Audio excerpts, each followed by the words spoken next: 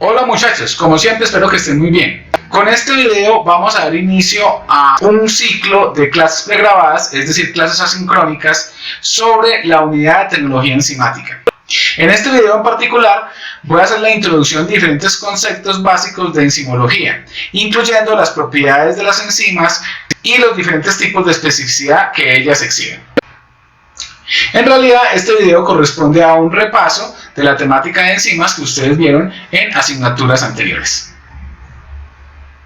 Entonces vamos a hablar de las enzimas. Las enzimas son proteínas y se pueden definir de manera muy corta como catalizadores biológicos de origen proteico. ¿Qué significa catalizador? Pues es una sustancia que en principio acelera la velocidad de las reacciones químicas. Esas sustancias que son proteínas de origen proteico que aceleran la velocidad de las reacciones, cuando las reacciones tienen lugar en los seres vivos, o sea, como son procesos biológicos, son justamente las enzimas. Entonces, proteínas que aceleran la velocidad de las reacciones en los procesos biológicos. El metabolismo se entiende como todo el conjunto de reacciones químicas que garantizan la vida, es decir, que garantizan que los seres vivos nazcan, crezcan, se reproduzcan, mueren, se muevan, digieran sustancias nutritivas, excreten sustancias al medio, etc. Ese es el metabolismo, ese conjunto de reacciones para garantizar que la vida esté presente en los sistemas biológicos. Y resulta que la gran mayoría, el 99,95%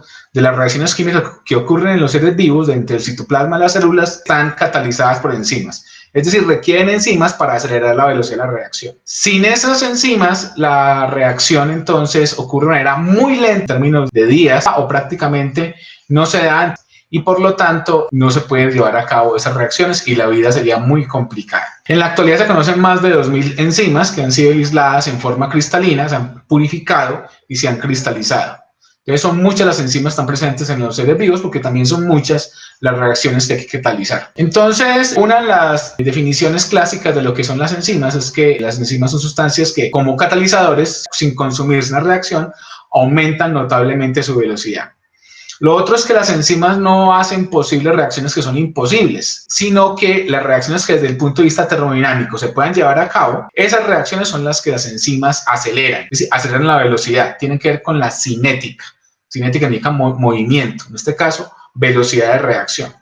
Pero no que hagan posible una reacción que es imposible de realizar desde el punto termodinámico, que las enzimas la hagan posible. Eso no lo hace. Algunas reacciones sin catalizadores requieren entonces de condiciones muy fuertes para poderse realizar, por ejemplo, presiones muy altas de 10 megapascales, que son, por ejemplo, 100 atmósferas, o temperaturas altas de 300 grados, o pHs extremos de 0,5 o de 13, pero lógicamente esas condiciones dentro de los seres vivos es imposible tener. Imaginen nosotros viviendo bajo una atmósfera que ejerce sobre nosotros una presión de 10 megapascales, 100 atmósferas de las de la Tierra, que lógicamente no vamos a sobrevivir ni a temperaturas de 300 grados Celsius, ni estando, digamos, con un pH nosotros interno de 0,5. Entonces, por eso las enzimas ayudan a esas reacciones, sobre todo trabajando en condiciones normales de presión atmosférica, de temperatura normal y de pHs neutrales. Recordemos que desde el punto de vista termodinámico, la termodinámica nos dice entonces en última si un proceso es posible, si es espontáneo bajo unas condiciones, bajo unas condiciones de temperatura, de presión, entonces si un proceso puede llevar a cabo espontáneamente, es decir, que naturalmente ocurra. Desde el punto de vista termodinámico, en un sistema cerrado, es decir, que no intercambia masa con el medio externo, en un sistema cerrado, cuando se dice que un proceso puede ser espontáneo, entonces se hace uso del concepto de entropía. La entropía, como ustedes recordarán, se refiere a el grado de desorden de un sistema, de pronto la definición más popular que hay. Entonces se designa con S mayúscula. Pero más que identificar ese grado de desorden de manera absoluta, pues lo que se revisa es el cambio delta de la entropía de ese sistema, en este caso de un sistema cerrado. Entonces, si un sistema tiene un cambio de la entropía mayor que 0, significa que la entropía aumenta, el grado de desorden de un sistema aumenta. Si por el contrario es menor que 0, pues el cambio de la entropía pues disminuye. Es decir, que el sistema se ordena.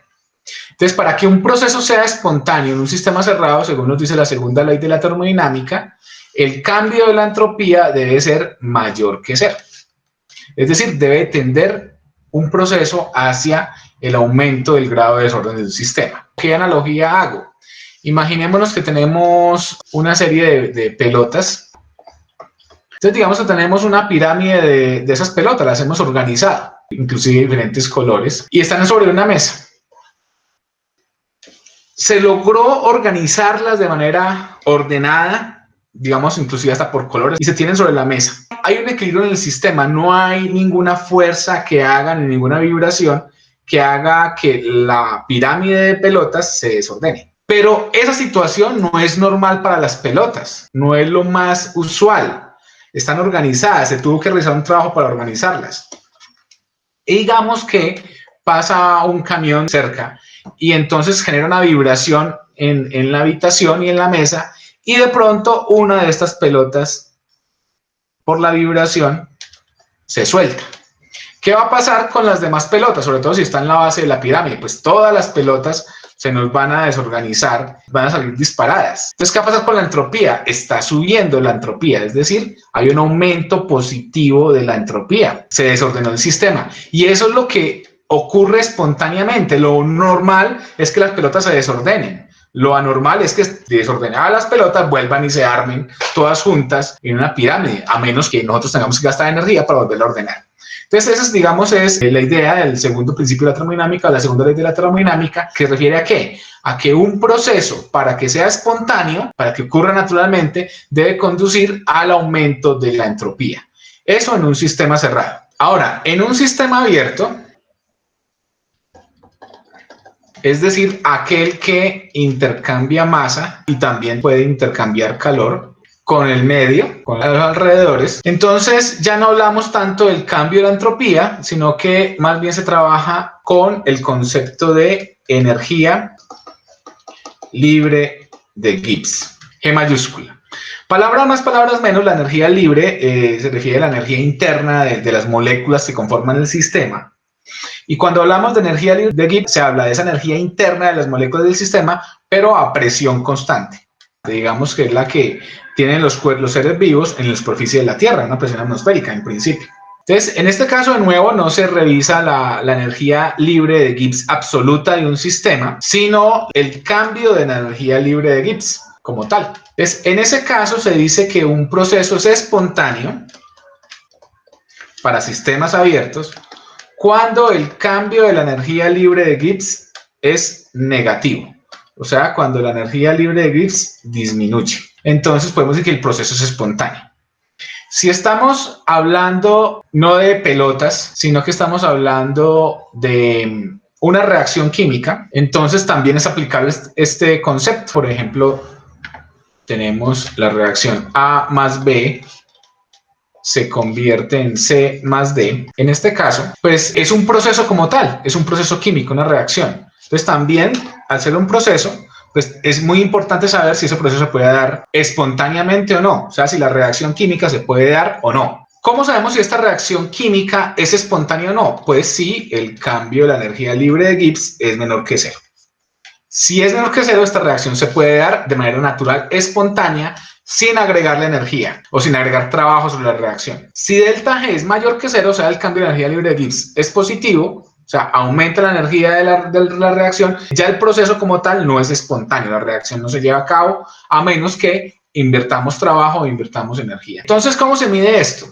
Se mide en un gráfico en el cual en el eje de las ordenadas, en el eje Y, ponemos la energía libre de Gibbs. Y en el eje de las abscisas ponemos lo que llaman coordenada de la reacción, que en últimas equivale, es un concepto como abstracto, pero equivale a transcurso de la reacción. Podríamos decir que es el tiempo en el que transcurre la reacción, que no exactamente. Tenemos acá primero que todo la energía de los reactivos A y B. Esta es la energía de los reactivos. Recuerden, todos los sistemas generalmente, en la gran mayoría de los casos, están conformados de moléculas. Esas moléculas tienen átomos y los átomos tienen una energía interna, la energía del movimiento de sus electrones alrededor del núcleo, la energía de esas moléculas cuando se desplazan, cuando rotan, cuando vibran los enlaces. Esa es la energía interna de los cuerpos. De hecho, una definición clásica de la temperatura es que la temperatura es la medida de la energía interna de los cuerpos. Entonces, de esa energía, a mayor energía a mayor temperatura de los cuerpos.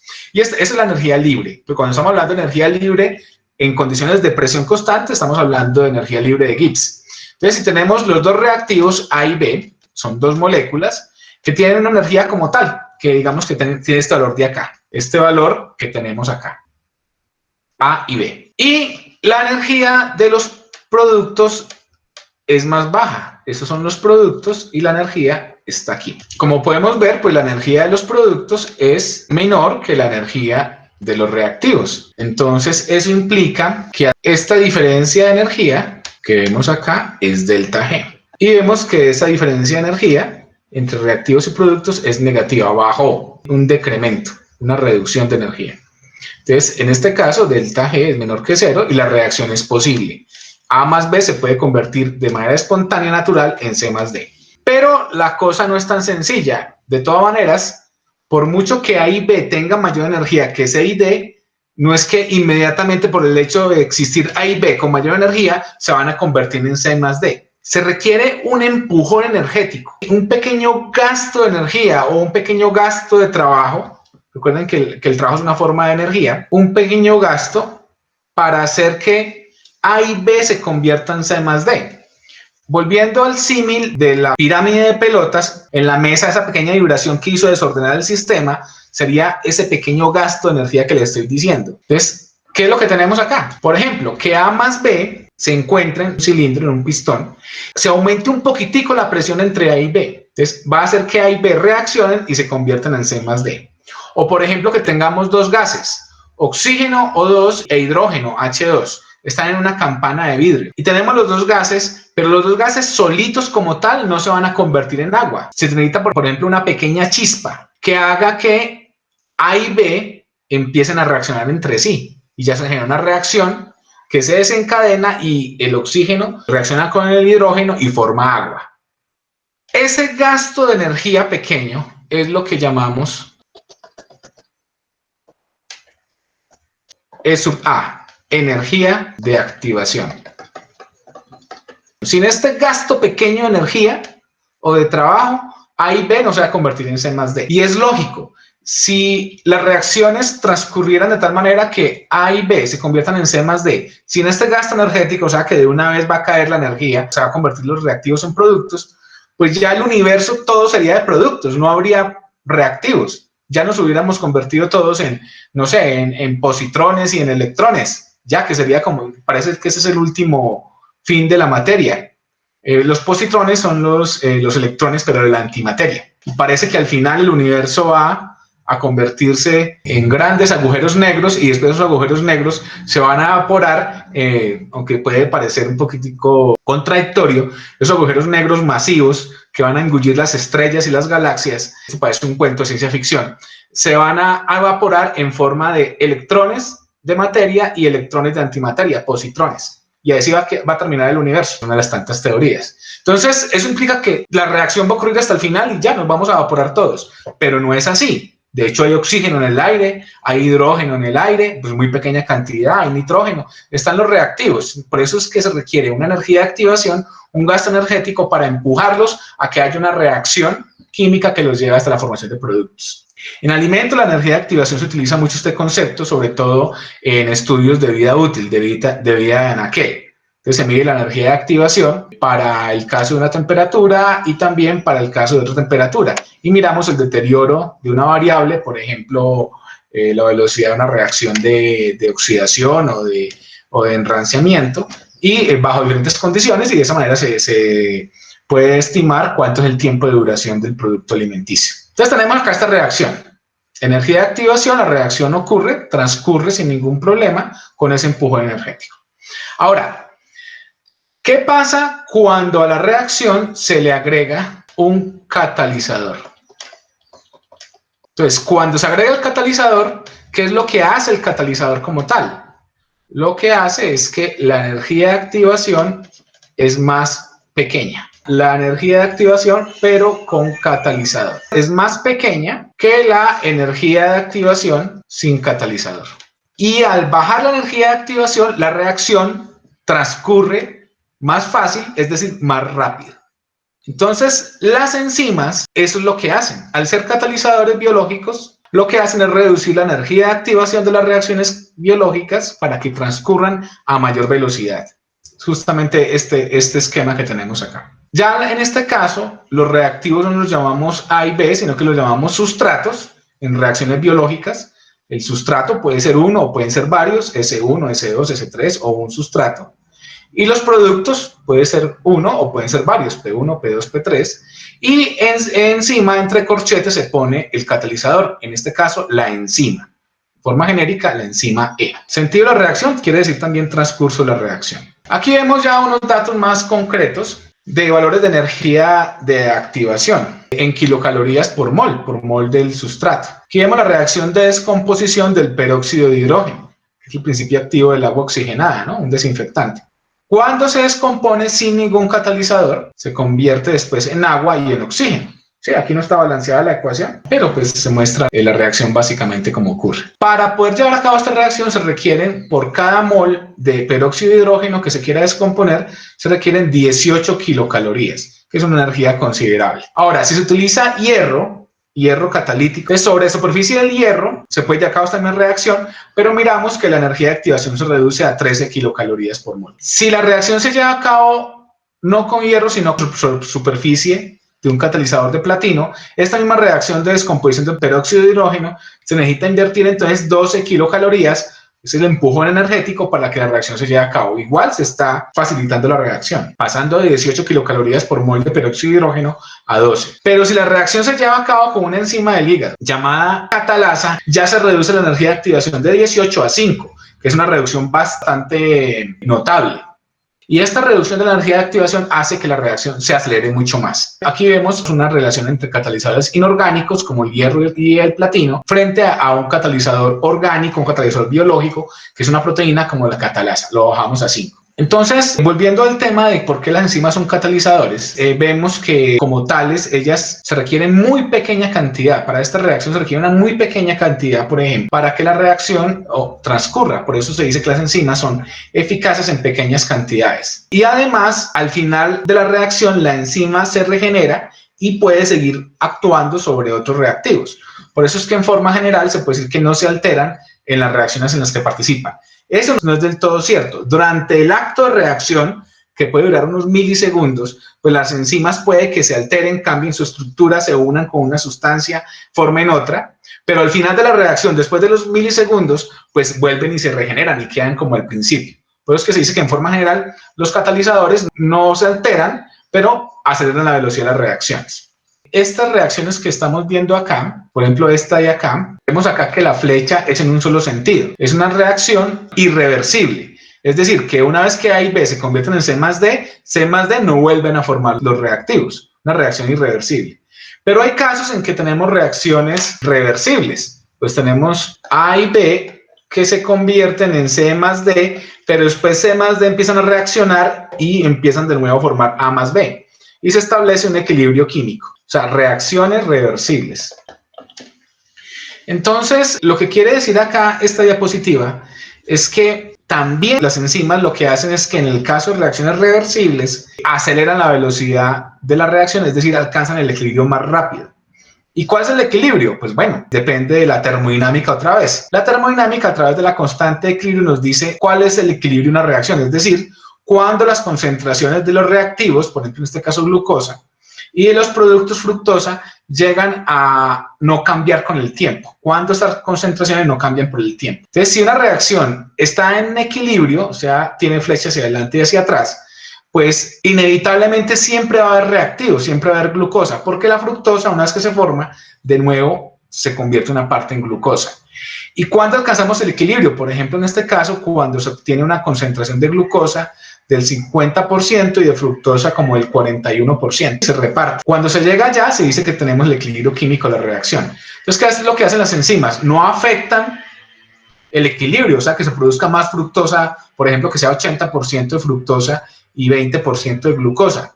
No, eso no lo pueden hacer las enzimas, pero sí que este equilibrio se alcance en mucho menor tiempo. Ahorita hablamos de la especificidad. Recordemos entonces las propiedades de las enzimas. Pues las enzimas como tal son proteínas con un peso molecular entre 10.000 y 1.000.000 de daltons o de daltones. ¿Qué es un dalton o un daltón o un dalton? Es una unidad de peso de las moléculas, sobre todo utilizada para polímeros, para moléculas de alto peso molecular. Entonces, recordemos, ¿cuál es el peso de una molécula de agua? Entonces estamos hablando de 18 gramos por mol. ¿Y cuántas moléculas hay en una mol? Hay 6,02 por 10 a la 23 moléculas, un número grandísimo por mol, y son 18 gramos. 18 gramos de agua, ¿cuánto es? Digamos, es media cucharadita, puede ser, o una cucharadita de agua, 18 gramos. De hecho, la sentimos, la tocamos, pero ahí hay 6,02 por 10 a la 23 moléculas de agua. Ahora, si no estamos hablando de una mol, que es algo que se puede ver, tocar y probar y tomar de agua, sino de una molécula no más. ¿Cuánto pesa esa molécula? También pesa 18, pero ¿18 qué? Una molécula. Esa no la vamos a poder sentir y la vamos a poder depositar en una cucharita. 18 UMAs. ¿Y qué es un UMA? Una unidad de masa atómica. Es decir, un UMA se refiere al peso del núcleo del hidrógeno. El núcleo del hidrógeno que tiene un protón, no más. El electrón se considera que no tiene prácticamente masa. Entonces se le da al protón el valor de 1, de manera convencional 1, y se considera ese protón como una unidad de masa atómica. Los neutrones también pesan lo mismo que un protón. Entonces un neutrón también tendría una unidad de masa atómica. Y tomando en cuenta los dos núcleos de hidrógeno y el núcleo de oxígeno, el núcleo de oxígeno tiene 8 protones y 8 neutrones. Entonces ahí tenemos los 18 UMAs. Entonces UMA se refiere a una unidad de masa atómica. Por eso encontraron este número, el número de Avogadro, un número de tal cantidad de moléculas de agua que fuera no 18 UMAs, sino 18 gramos. Eso se llamó una mol.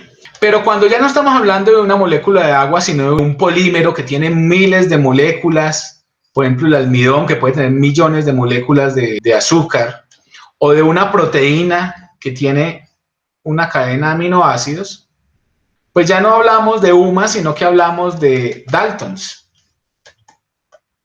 o de daltones.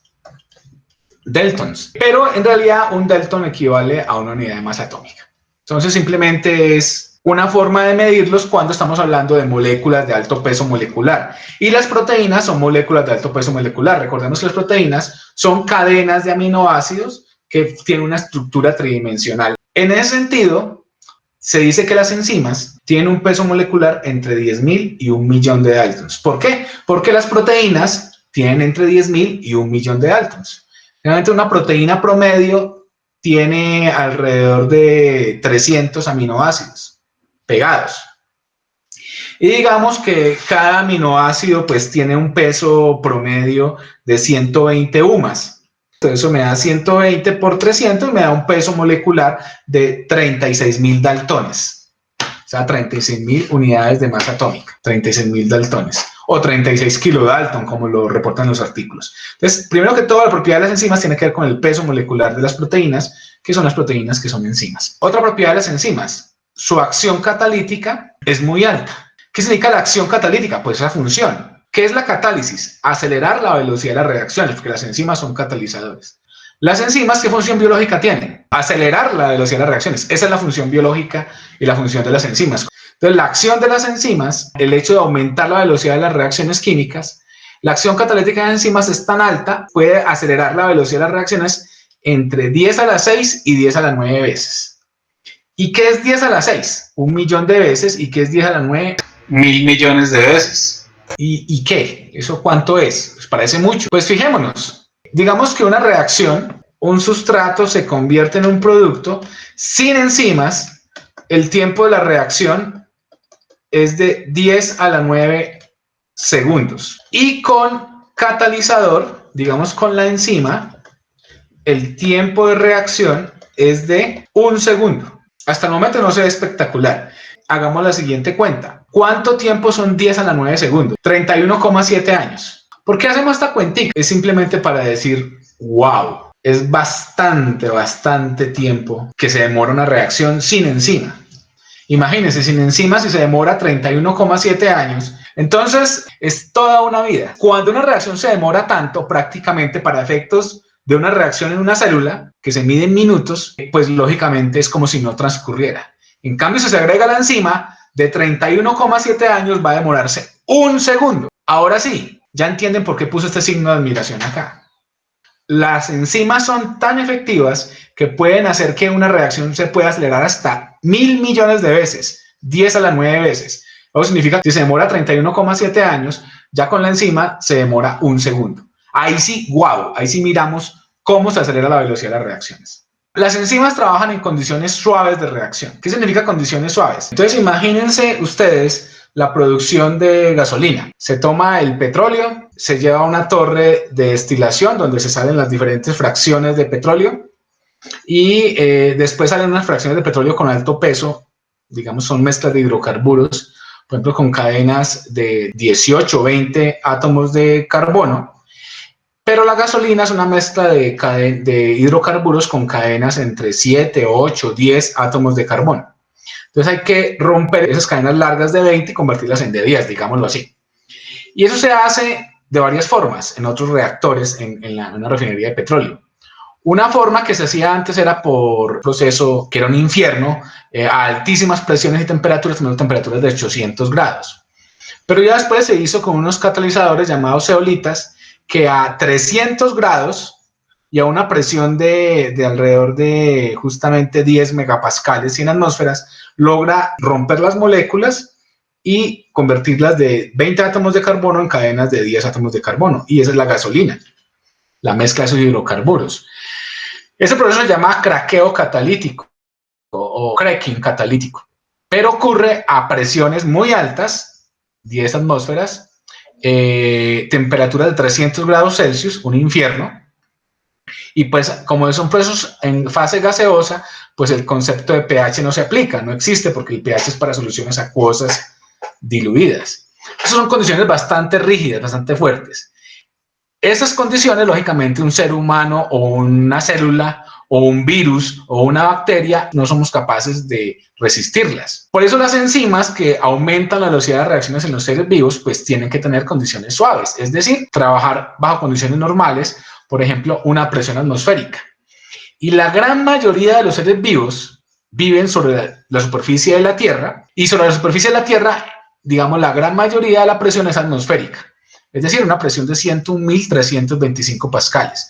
Lógico, en la cima del Everest a 8.848 metros de altitud, pues la presión es mucho menor y ahí pues lógicamente casi no hay vida prácticamente. O en los fondos oceánicos, pues la presión puede ser muy alta, por ejemplo, en el fondo de la fosa de las Marianas, que es un tremendo abismo que hay en el océano al frente del Japón, pues ahí tenemos profundidades de más de 10 kilómetros, de más de 10.000 metros. Ahí la presión debido a la columna de agua es muy alta. Pero la gran mayoría de seres vivos viven en la superficie de la Tierra a una presión normal, presión atmosférica. La gran mayoría de los seres vivos también se desarrollan a temperaturas moderadas, entre 10 y 40 grados Celsius. Y los seres vivos, su citoplasma tiende a tener un pH neutral. Entonces, las enzimas tienden a trabajar en estas condiciones suaves de reacción. Y esto tiene una connotación muy importante desde el punto de vista de la ingeniería, que no se requieren altas presiones para reacciones con enzimas ni altas temperaturas. O sea que no hay tantos gastos energéticos en procesos que utilicen enzimas, procesos industriales, comparado con procesos que no se pueden hacer con enzimas, sino por ejemplo que te toque trabajar con alta temperatura o con ácidos. Otra propiedad de las enzimas, esta sí ya no tan agradable desde el punto de vista industrial, es que las enzimas necesitan de cofactores o de coenzimas. ¿Qué es un cofactor? Un cofactor es una sustancia inorgánica que una enzima requiere para poder funcionar. Es decir, no solamente basta con la proteína que es la enzima, sino por ejemplo con una sustancia inorgánica como puede ser un ion metálico, un ion de calcio, por ejemplo, para que la enzima funcione. Sin ese ion de calcio, que no hace parte de la enzima, pero que se tiene que agregar al medio para que la enzima lo tome, sin ese calcio la enzima no funciona y por lo tanto no va a acelerar la velocidad de la reacción. Entonces, esa sustancia inorgánica se llama cofactor. Aquí vemos diferentes cofactores para varias enzimas. Por ejemplo, hablábamos del calcio. Se puede trabajar con algo tan sencillo como cloruro de calcio. El ion de calcio, cuando ya entra en contacto con el agua, pues se separa el cloruro del calcio en el agua. Es un cofactor de la alfa-amilasa. Y la alfa-amilasa es una enzima que se utiliza mucho en la industria de alimentos para romper el almidón y convertirlo en glucosa. O sea, convertirlo en un jarabe dulce, un jarabe edulcorante. También el calcio es cofactor de otras enzimas, como la glucanosintetasa, beta 1,3.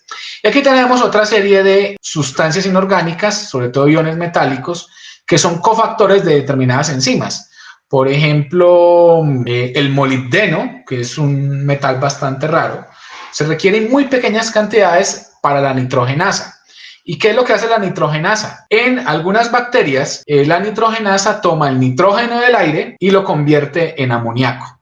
Y ese amoníaco ya después puede ser tomado por las plantas. Recuerden que las plantas necesitan nitrógeno, pero las plantas no lo pueden tomar del aire. ¿Por qué? Porque el nitrógeno del aire es poco reactivo, no se va a poder convertir en el nitrógeno que necesita la planta para crecer. ¿Y para qué necesita el nitrógeno la planta? Pues para formar ácidos nucleicos, para formar proteínas, etc. Entonces hay unas bacterias que forman una simbiosis, una asociación con las plantas, toman el nitrógeno del aire y con la nitrogenasa convierten el nitrógeno en amoníaco. Y ese amoníaco después se convierte en solución en amonio. Y ese amonio es el que es tomado por las plantas o se convierte después en nitratos. Y ese nitrato es tomado por las plantas y así las plantas se nutren con nitrógeno. Entonces estos son enzimas que requieren molibdeno, por ejemplo. Y así hay otro tipo de, como pueden ver ustedes acá en esta tabla, otro tipo de sustancias que se requieren para que todas estas enzimas funcionen. Sin estas sustancias inorgánicas, sobre todo iones metálicos o metales, estas enzimas no funcionan. Eso es un cofactor. También, en algunos casos, las enzimas no requieren simplemente de un cofactor, sino de sustancias un poquito más complejas, sustancias químicas orgánicas, pero de bajo peso molecular. Las proteínas son de alto peso molecular, entre 10.000 y 1.000.000 de daltones, pero las sustancias orgánicas de bajo peso molecular pueden tener, por ejemplo, 100 daltones o 150 daltones o 200 daltones, son sustancias más pequeñas. Entonces, cuando esas sustancias que las enzimas requieren para poder funcionar son sustancias orgánicas de bajo peso molecular, se llaman coenzimas, no cofactores, sino coenzimas. Y vemos, por ejemplo, la coenzima, y esta es la enzima como tal, la proteína. Se requiere que la coenzima se una a la enzima para que la enzima, todo este complejo de coenzima y enzima, sea activa y lleve a cabo la reacción. Todavía no han entrado los reactivos para que se conviertan en productos. Cuando la enzima está sin coenzima, se llama apoenzima, y cuando la enzima tiene ya la coenzima pegada, se llama holoenzima. Entonces, esa es básicamente la diferencia entre cofactor y coenzima. Las coenzimas son ya moléculas orgánicas de bajo peso molecular. Los cofactores son iones o moléculas inorgánicas. Es posible que haya enzimas que requieran de cofactor y de coenzima. Ahora miremos ejemplos de coenzimas. Las coenzimas son sobre todo vitaminas. Por ejemplo, la vitamina C o ácido ascórbico, que es una coenzima de algunas peptidasas e intervienen en la síntesis de colágeno. Las enzimas como tal. Todas las vitaminas prácticamente del complejo B, como la tiamina, la riboflavina, el ácido pantoténico, la niacina, la piridoxina, la cobalamina, la biotina, son coenzimas, son todas estas vitaminas que están acá, por cierto, la vitamina C y las vitaminas del complejo B, son todas vitaminas hidrosolubles, se solubilizan muy bien en agua, porque ya la vitamina A, la D, la K son vitaminas liposolubles, son más bien se solubilizan en lípidos, en grasas.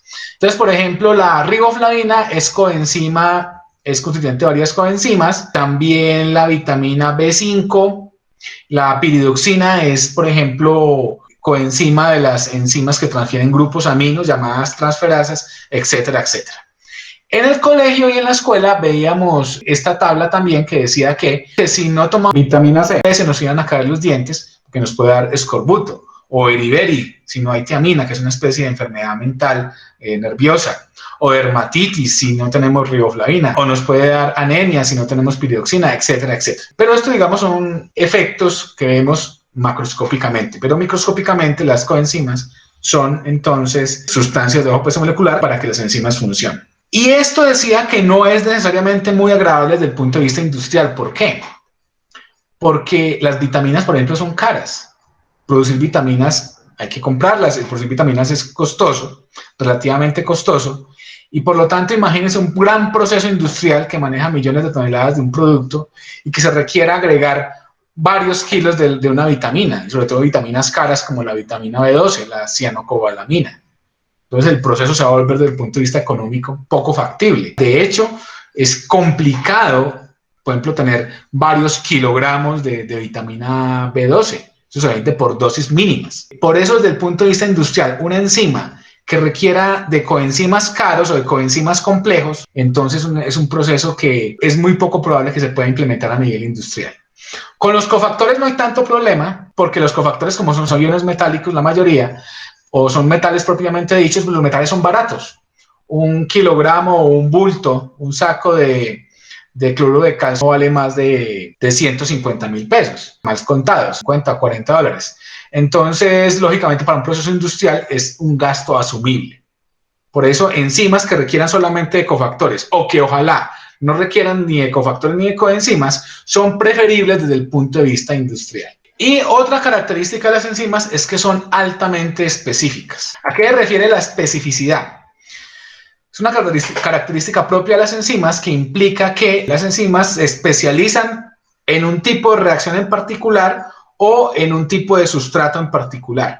Ahora, una enzima para una reacción y para un sustrato en particular. Una sola enzima no puede servir para todas las reacciones que a ustedes les ocurran o todos los sustratos que a ustedes se les ocurran.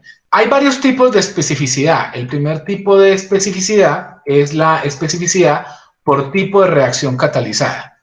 Entonces, ¿a qué se refiere eso? Digamos que tenemos un aminoácido. Este va a ser nuestro sustrato.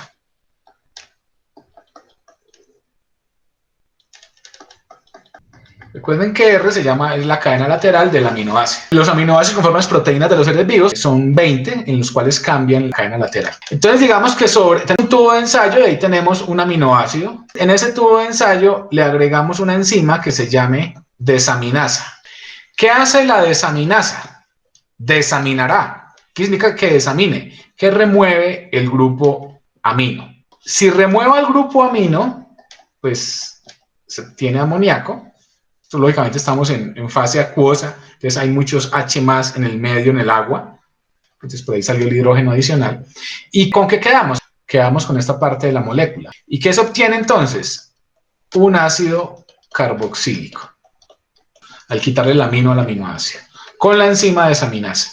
Ahora digamos que en otro tubo de ensayo, con este mismo aminoácido, agregamos no la desaminasa, sino que agregamos una enzima llamada descarboxilasa. ¿Qué hace la descarboxilasa? Pues descarboxilará, quitará un CO2, un dióxido de carbono de la molécula del sustrato. El sustrato es el sustrato es el aminoácido. Esta parte de acá se remueve, CO2. ¿Y qué obtenemos? ¿Qué nos queda? Mirándola de acá para acá, nos queda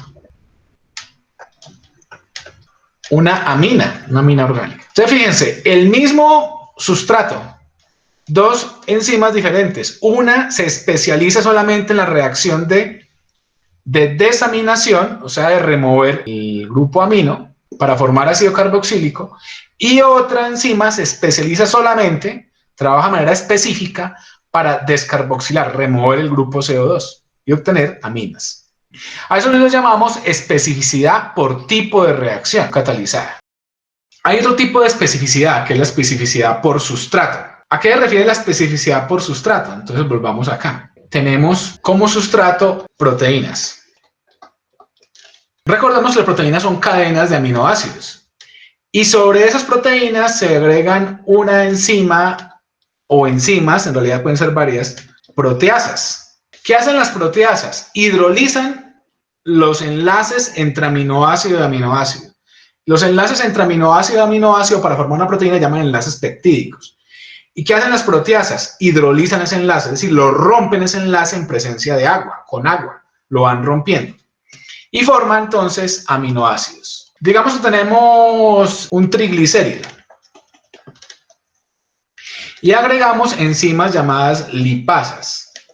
¿Qué hacen las lipasas?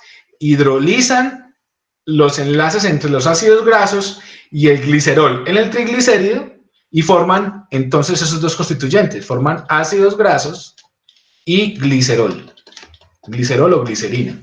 Pero también la reacción es de hidrólisis, romper el enlace. O tenemos, por ejemplo, almidón y agregamos enzimas amilasas.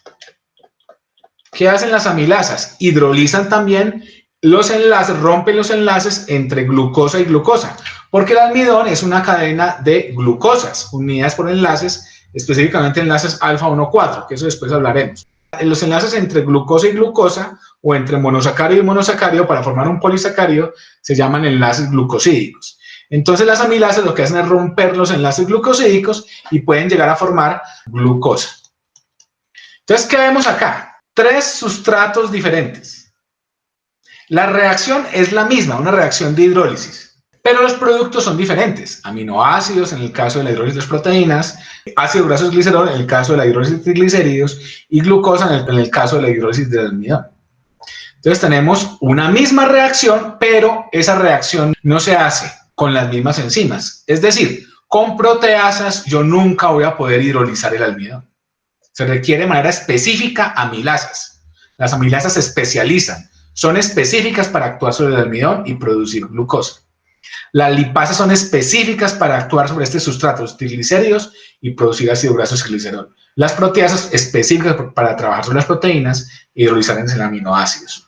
Ese es el tipo de especificidad más conocido y es el que llamamos especificidad por sustrato. El tipo de especificidad por sustrato que les acabo de relatar lo podemos llamar como una especificidad relativa.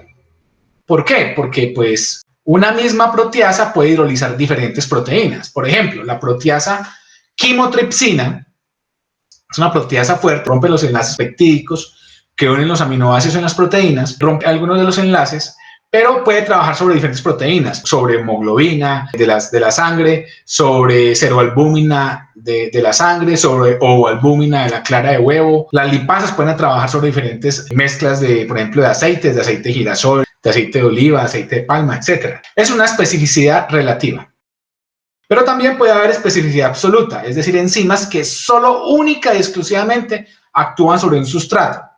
Por ejemplo, la aspartasa solamente actúa sobre este sustrato, que se llama ácido fumárico, solamente sobre esa molécula. La aspartasa lo que hace es que le agrega el grupo amonio y forma un aminoácido que se llama ácido aspartico. De ahí el nombre de la enzima, aspartasa, forma ácido aspartico. Entonces, la aspartasa solo trabaja sobre el ácido fumárico, no sobre ningún otro ácido.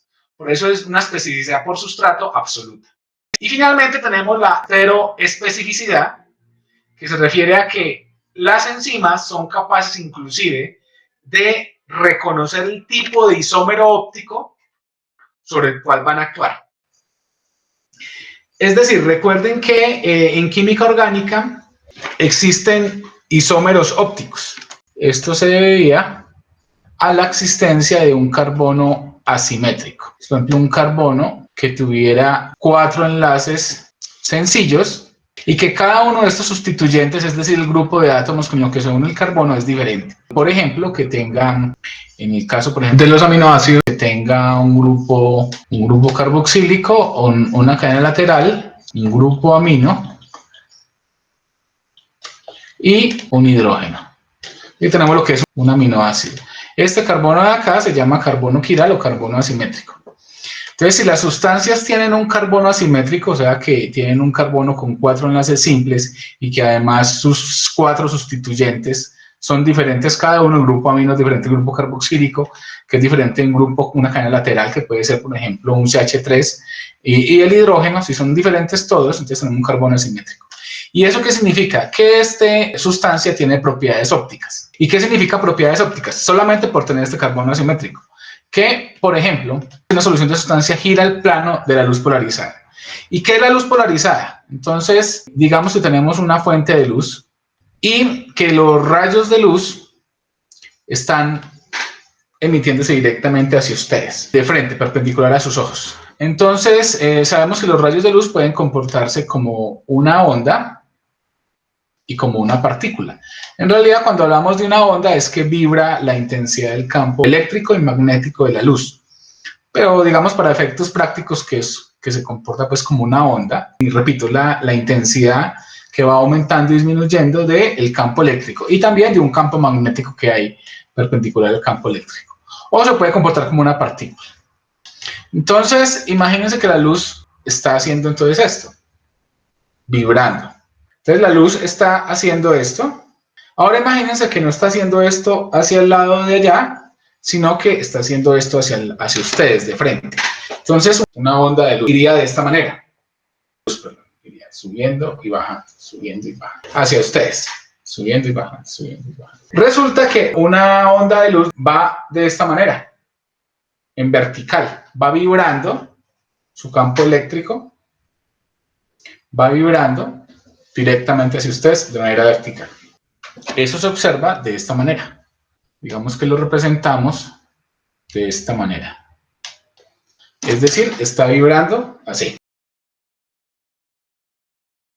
¿Y cómo lo vemos? De frente lo vemos como esta luz que va así. Esta onda de luz que va para arriba y para abajo, para arriba y para abajo. Pero habrá otra onda de luz que estará vibrando en otro plano. Es decir, no así verticalmente, sino por ejemplo así de manera oblicua. ¿Sí? Está vibrando. ¿Ya? Está vibrando. Hacia allá. Vibrando. Esa luz lo representamos de esta manera. Ya está vibrando así, en forma oblicua, con un ángulo con respecto a la vertical. Te lo representamos así. Está vibrando de esta manera. Y habrá otro rayo de luz, otra onda de luz que le estará vibrando así, horizontal, de esta manera. De esta manera. Se lo representamos así. Lo representamos así. Y habrá otro que vibra de esta manera. En realidad, múltiples ángulos, infinitos ángulos en que la luz puede incidir sobre ustedes. Ustedes están allá y la luz está incidiendo. Esa luz se llama luz no polarizada.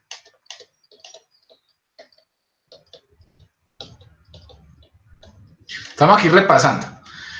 O sea, esta línea que yo estoy representando acá significa esta línea de aquí para allá, sino que yo estoy representando por este lado. Entonces resulta que hacemos pasar esta luz polarizada por un cuarzo especial, un cristal. ¿Y qué es lo que hace ese cristal? Filtra todos los rayos de luz que no están en un solo plano. Solamente deja pasar un solo plano de vibración de los rayos de luz. Por ejemplo, deja solamente pasar los que están en la vertical, los que vibran de manera vertical, estos rayos de luz. Estos rayos de luz no los deja pasar ni estos ni los que vibran así, solamente los que vibran de manera vertical. Por eso lo llamamos luz polarizada. Vibra en un solo plano, solamente este. Los demás fueron filtrados por el cuarzo. Entonces resulta que esta luz polarizada, pues lógicamente es una luz filtrada que está vibrando en un solo plano. Se deja pasar por una cubeta con una solución con la sustancia de interés y deja pasar la luz polarizada. Entonces, la luz polarizada que está vibrando en este plano pasa por una cubeta donde está, por ejemplo, esta sustancia, una sustancia en particular.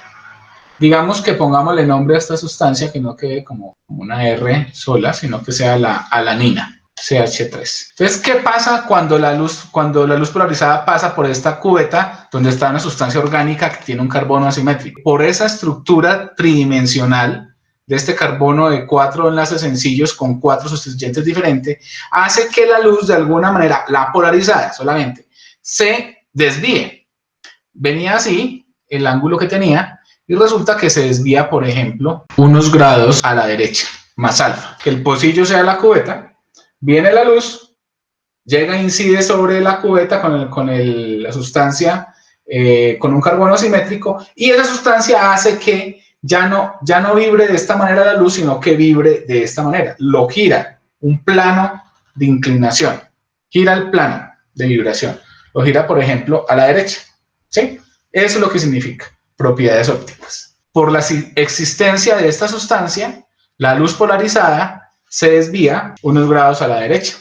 O también puede ser a la izquierda. ¿Por qué tiene que ser luz polarizada? Porque si fuera luz no polarizada, como inciden todos los ángulos, no nos damos cuenta si lo giró o no. En cambio, la luz polarizada solamente vibra en un solo ángulo. Cuando pasa por la cubeta, entonces lo gira a la derecha, por ejemplo. Y eso es lo que llamamos el ángulo de giro de la luz polarizada. Y después hay un detector que registra cuántos grados es el que se gira el plano luz polarizada. En realidad lo que hace es que cuando se gira la perilla, la celda del detector empieza a girarse para que quede alineado y se alcance a pasar la luz. Eso básicamente es lo que es. Y todo este aparato se llama un polarímetro. Entonces resulta que las sustancias pueden girar el plano luz polarizada a la derecha o a la izquierda. Pero ya escribir esto en el espacio, esto es muy complicado. Esto en realidad forma un tetraedro. es decir, una pirámide. Estos dos sustituyentes están hacia afuera del plano digamos, de la pantalla, y este grupo CH3 está hacia atrás. Por eso se denota así.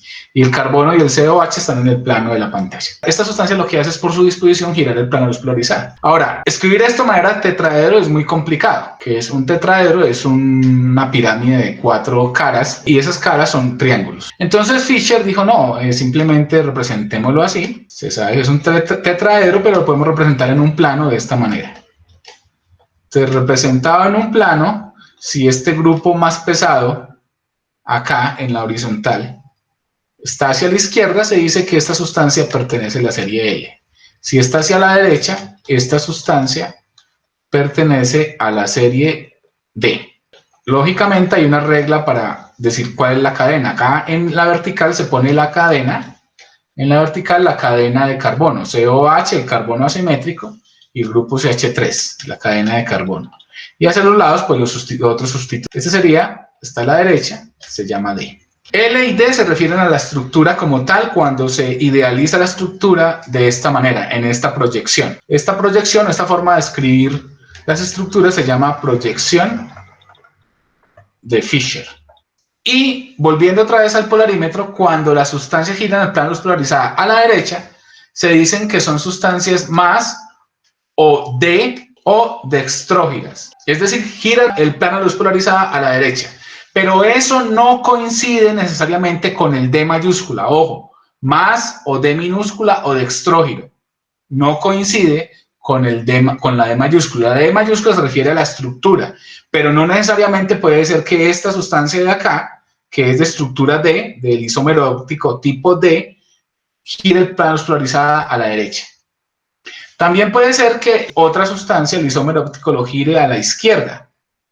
Entonces se llamaría una sustancia, si lo gira a la izquierda, menos o L o levógira.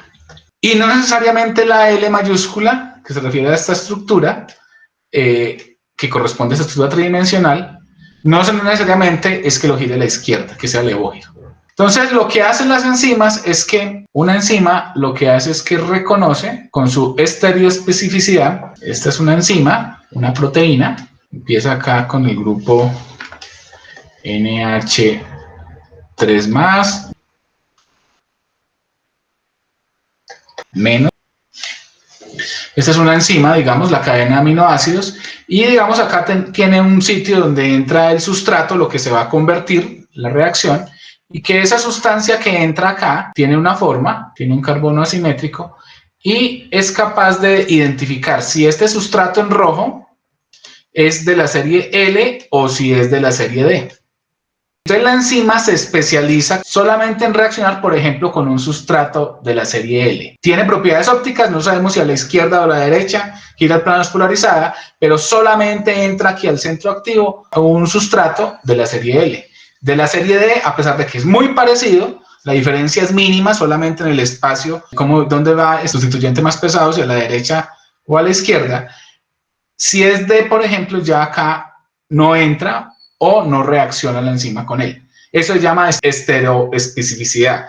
Es decir, la enzima se especializa en uno de los dos isómeros ópticos. Por ejemplo, para que un L-aminoácido, que los aminoácidos son isómeros, tienen propiedades ópticas, un L-aminoácido forme un cetoácido y forme amoníaco y forme peróxido de hidrógeno en presencia de oxígeno, se requiere la enzima L-aminoácido oxidasa.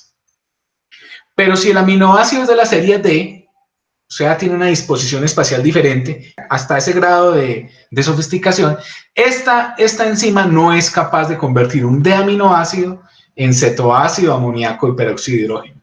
Se requiere otra enzima diferente que cataliza la misma reacción, prácticamente con el mismo sustrato, pero con diferente propiedad óptica, diferente isómero óptico. A eso se refiere la estereoespecificidad. La enzima es capaz de reconocer el tipo de isómero óptico sobre el cual va a actuar. Bueno, muchachos, damos así por terminada esta primera clase dedicada a la introducción a los principios generales de la enzimología, requeridos para poder comprender las posibilidades de la tecnología enzimática. Que estén muy bien. Cuídense mucho, todos. Hasta luego.